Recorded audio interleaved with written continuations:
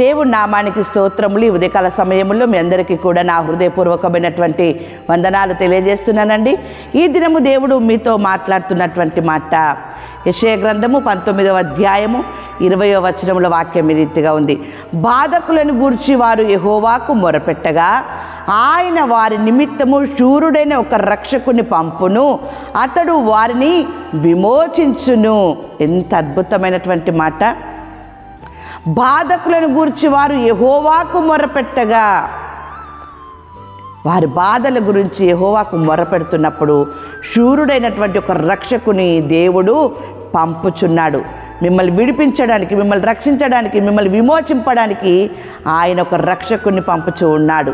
అంతేకాదు, ఆయన మాట్లాడుతున్నటువంటి మాటలలో హెబ్రీయులకు రాసిన పత్రిక 10వ అధ్యాయము 35వ వచనం నుండి మనం చదువుకున్నట్లయితే, కాబట్టి దేవుని బిడ్డలారా, ఒక శూరుని, ఒక రక్షకుని పంపుచున్నాడు కాబట్టి మీ ధైర్యమును విడిచిపెట్టకుడి, దానికి ప్రతిఫలంగా గొప్ప బహుమానము కలుగును. మీరు దేవుని చిత్తమును నెరవేర్చిన వారై వాగ్దానం పొందు నిమిత్తము మీకు ఓర్మి అవసరమై ఉన్నది. ప్రతి మనిషికి వారి వారి జీవితంలో దేవుడిచ్చిన వాగ్దానము నెరవేరాలంటే ఓర్మి, ఓపిక, సహనము అవసరమై ఉన్న దేవుని బిడ్డలారా.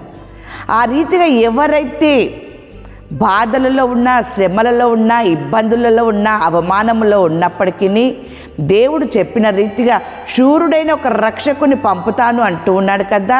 ఆ మాటను పట్టుకొని, మీకు ఇచ్చిన వాగ్దానమును పట్టుకొని మీరు ధైర్యమును విడిచిపెట్టకుండా ఓపికతో మీరు మొరపెట్టినప్పుడు, మీరు ప్రార్థించినప్పుడు దానికి ప్రతిఫలముగా గొప్ప బహుమానము దేవుడు మీకు కలగజేస్తూ ఉంటాడు. అంతేకాదు, వాక్యం సెలవిస్తూ ఉంది.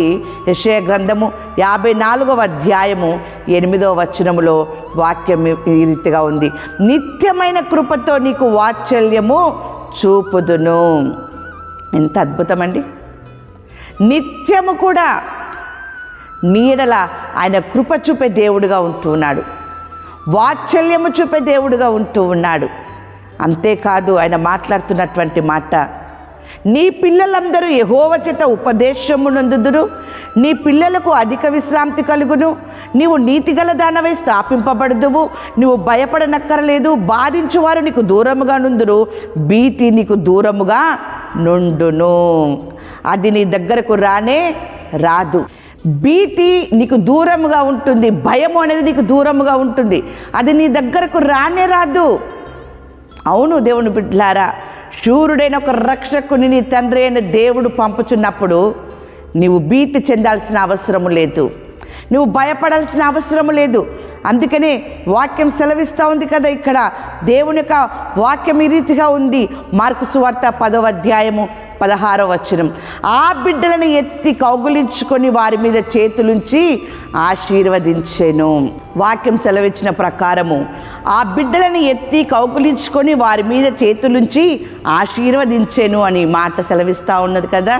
ఈరోజు నీ కుటుంబంలో నుండి మందిరానికి వెళ్తున్నటువంటి వారిని నీవు ఆటంకపరచకు, నీవు కూడా ఆటంకంగా ఉండకు. నీ భార్యకే కావచ్చు, నీ భర్తకే కావచ్చు, నీ పిల్లలకే కావచ్చు, ఎవరికైనా సరే ఆ రీతిగా ఆటంకపరచకుండా, మీ మాటలు ఆటంకపరిచేదిగా ఉండకుండా కుటుంబ సమేతముగా మీరందరూ దేవుని సన్నిధానానికి మీరు వెళ్ళినప్పుడు మిమ్మల్ని కూడా ఆయన ఆశీర్వదిస్తాడు.